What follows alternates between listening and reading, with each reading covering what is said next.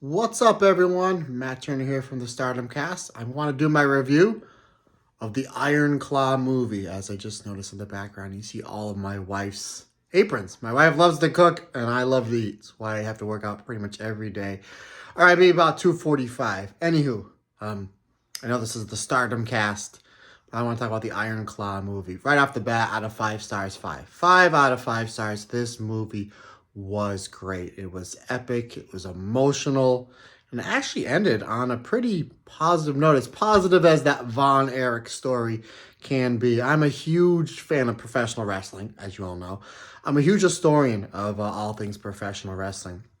Now, I was born in 1982, so by the time World Class was kind of wrapping things up, it was really before in my fandom. World Class was more of a regional style of wrestling. Again, I grew up about 2 hours outside of Philly in northeastern Pennsylvania. So I didn't know too much about the Von Erichs up until like 1991 with Kerry Von Erich, the Texas Tornado, when he came into WWE. So I didn't know too much. And as I was getting into pro wrestling and just learning more and more about pro wrestling 20 some odd years ago, well, I've been a fan my whole life since I was 3 or 4. But once I really started digging into the database that is pro wrestling and doing tape trading and DVD trading with other traders, I got into a little bit of World Class. I absolutely fell in love with the promotion. The fact that the promotion was about 7, 8 years ahead of their time just really goes to show you just how smart really the Von Erichs were, and feuds with the Freebirds, Chris Adams. They bring Bruiser Brody in from time to time. It's really just showed you how far in advance that World Class Championship Wrestling was. Obviously, if you know the story, you know it's very tragic going in. Now, I was told going in two things. Let's get rid of the two negative things right out of the way. Is that they didn't do anything with Chris Von Erich. Chris was the youngest of all the brothers.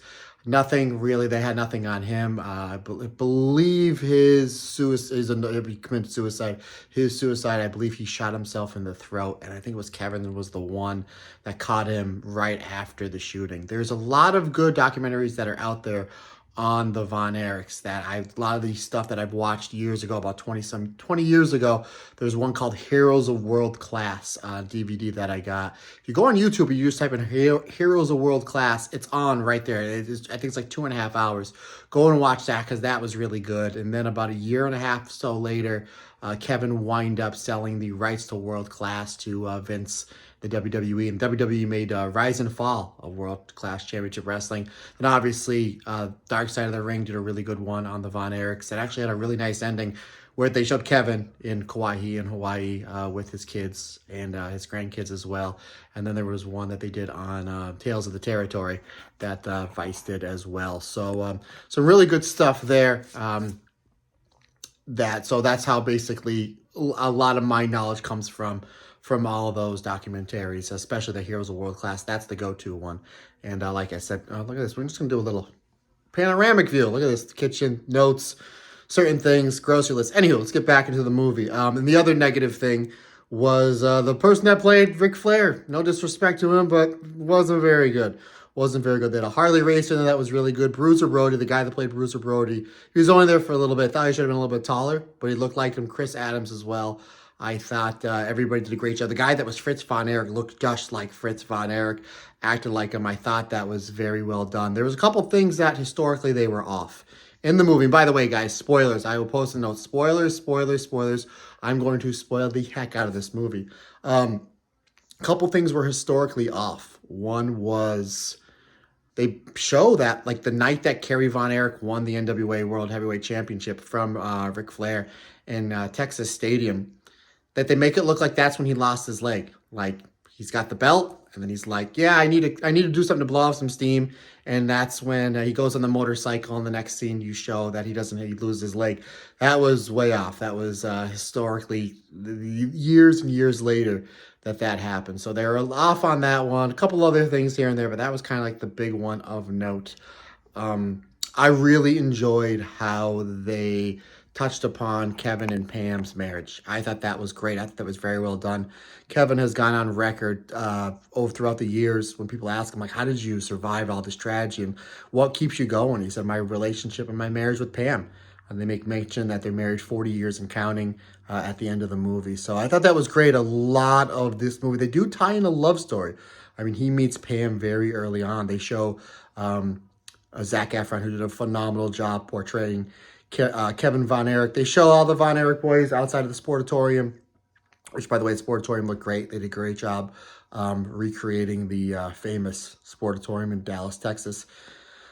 They show, all the Von Erich brothers signing autographs outside of the Sportatorium, and then you see this girl come over to Kevin Von Erich and start hitting on him. And I was like, I hope that's Pam. I hope that's Pam. And she said, well, what's your name? And he signed in the autograph. So my name is Pam. I said, okay, so we're starting that love story early on. And Pam is, and I forgive me, the actress that played Pam, eventually Pam Von Erich, Pam Atkinson. She was great. I thought she was, again, her and Zac Efron as Kevin Von Erich, their marriage was very well done, and it was a great love story between the two, and how Pam just endured so much. I thought Kerry Von Erich, who's probably might be, for fans of pro wrestling, might be the biggest star of the Von Erichs. Again, because he was in the WWE. He's the former NWA World Heavyweight Champion, beating Ric Flair. He was not only in the WWE, WWF back then. He beat Mr. Perfect, Curt Hennig, at SummerSlam 91, I believe, for the Intercontinental Championship. So he was on mainstream TV. But if you know your history and go back and watch the matches, not that Kerry wasn't great, but David Von Erich was the technician.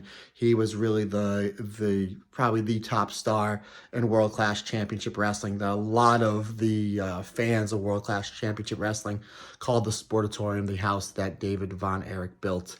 So, and everybody, I thought the guy that played David Von Erich, I thought he was great, that they did a great job showing the tragedy that fell upon the Von Erichs, and how Kevin just endured everything, again, with a lot of help from his wife, Pam. And again, the guy that played Fritz Von Erich was absolutely spot on with the look and the casting and everything like that. I thought Kerry Von Erich, they could have made a little bit taller. I thought that, his body, if you go back and look at the bodies and the physiques of the Von Erichs, Zac Efron's physique more fit Kerry than it did Kevin. Not that Kevin wasn't in shape, but Kerry was just huge. He was massive, just rip pro wrestler. So all in all, great stuff, folks. But let's, again, spoilers. Let's talk about the ending. The part that really got me, I just realized I got water all over myself. The part that really got me is I'm a firm believer, and I'm not going to push my religion on a whole bunch of people. I'm a firm believer in the afterlife. And there's that part right after Kerry Von Erich kills himself, and Kevin carries Kerry's body and puts him on the table. They go to the next scene, and they show Kevin carrying, they show Kerry coming out of the Von Erich household, and all of a sudden he can jump up and down. He's got 2 legs, and he starts canoeing in the lake that the boys used to play in. And then all of a sudden you hear, there he is, and you see Mike, and you see David Von Erich, who earlier in the movie had passed away, and you see that there's a coin. It looked like it was the coin that Fritz flipped to see who was going to wrestle Ric Flair in Texas Stadium, because it was supposed to be David. The coin flip, which I don't think was historically right, but anywho, was between Kerry and Kevin. Obviously, Kerry wins, winds up winning the championship. So you see him in the canoe in the boat with that coin, which is biblically, if you know the Bible, it's that when somebody passes, they need the coin to go on to the next stage of your life, to pay the ferryman. So basically, that's what that symboled. But you see what I'm assuming is heaven, and the Von Erich's version of heaven is when they're in the lake and he's canoeing, and he goes and sees David. He's reunited with his brothers. And if you remember, I'm sorry, I'm all over the place here. And when Kerry wrote the suicide note, he said that I'm going to go join my brothers now, which was 100% accurate. That was documented perfectly, that on the suicide note that he wrote, that he was going to join his brothers in the afterlife. And the next scene that they show is he's with his brothers in the afterlife. So I thought that was very touching, that at the end of his life is now the beginning of him reuniting with his brothers. He gives David and he gives Mike a big hug, and then he said, hey, where's Junior? Where's the oldest of the Von Erich brothers, which he was electrocuted, which Jackie Jr. was electrocuted when he was 5 years old. And he said, well, he's right behind us. And Kevin gives him a big hug, and he says, it's nice to meet you.